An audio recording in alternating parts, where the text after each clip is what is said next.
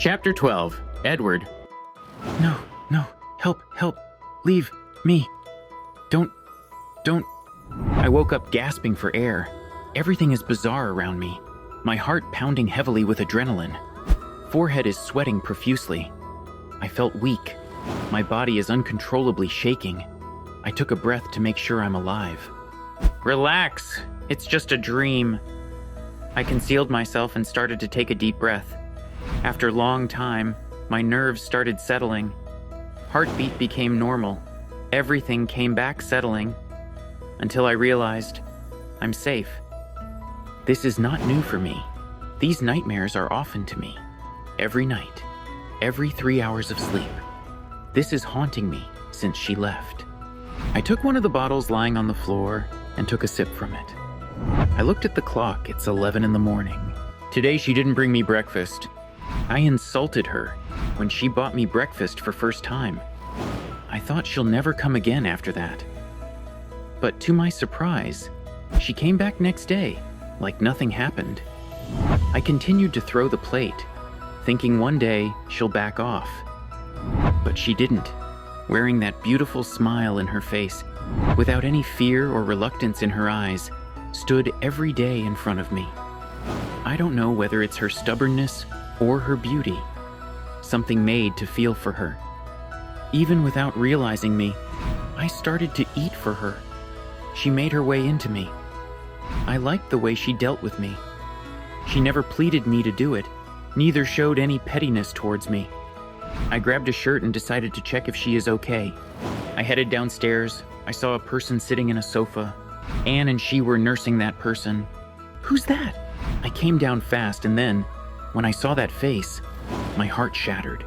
Susan, my mom wearing a bandage coated with plaster in her entire right hand. Mom, what the hell happened? I neared her. Stay there. Anne prevented me nearing her.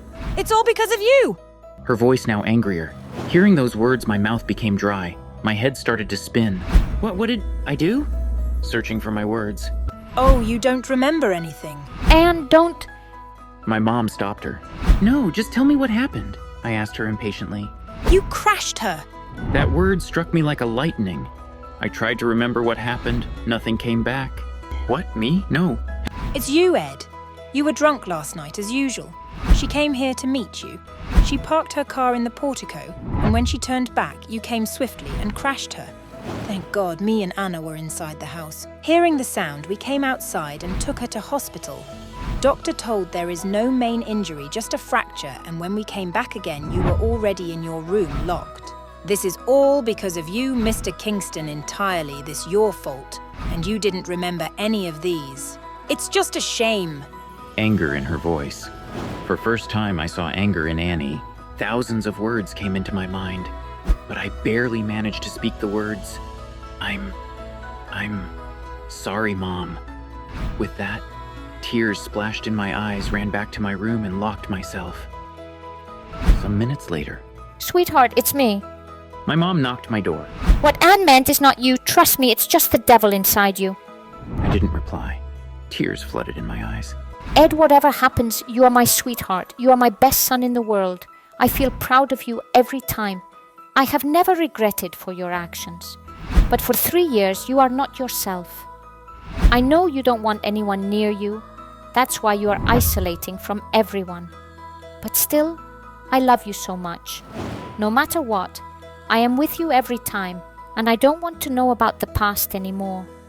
I want your future to be best, not only me, but all of us want that. We all love you so much, dear. Don't spoil your life for anything in the past. Live for now. This is the only thing I ask you ever. Nothing more than this. I want my son back. With that, she broke into tears. For first time, real first time in 3 years, I heard what my mom spoke.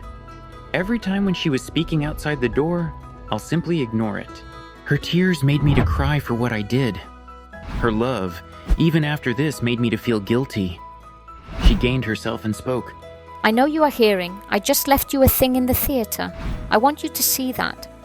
I'm leaving now. Bye, big boy. I want you to be my old Ed. With that, she left.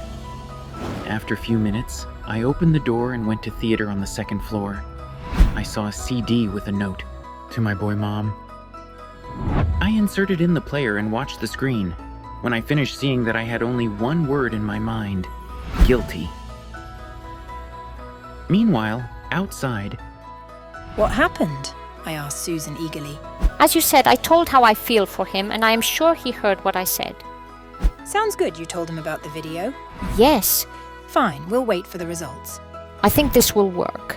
She took my hands in hers and gave me a heartwarming smile.